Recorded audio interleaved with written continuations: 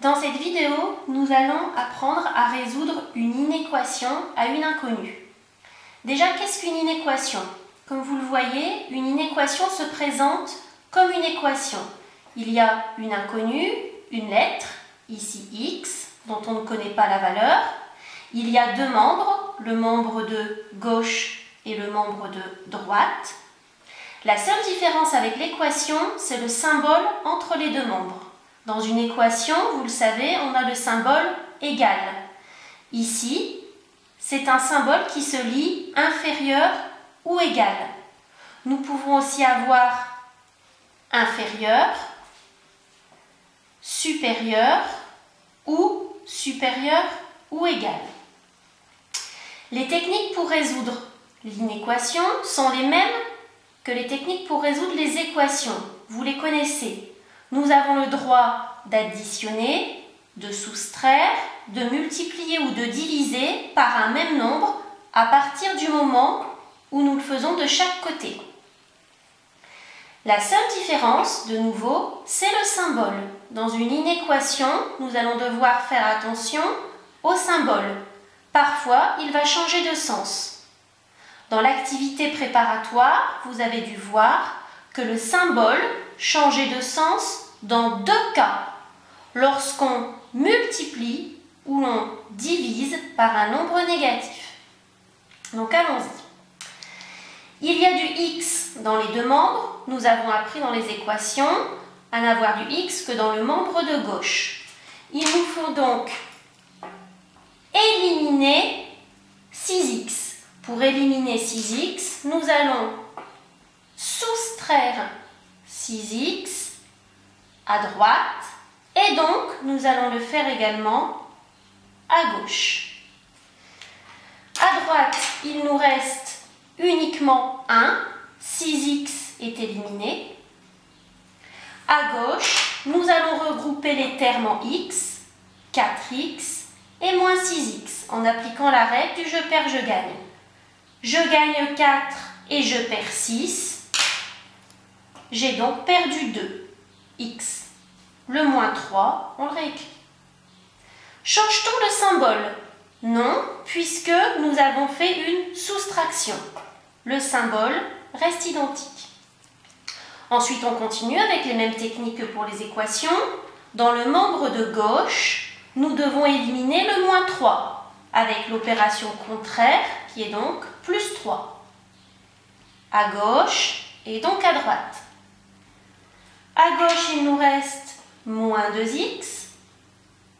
À droite, n'oubliez pas de faire l'opération 1 plus 3 donne 4. Le symbole change-t-il de sens? Non, puisque de chaque côté, nous avons ajouté 3. Une dernière étape, nous devons éliminer ce moins 2. Souvenez-vous, moins 2 et x sont séparés par le signe fois. Nous devons donc utiliser l'opération contraire, c'est-à-dire diviser par moins 2. À gauche, puis à droite. À gauche, il nous reste uniquement x.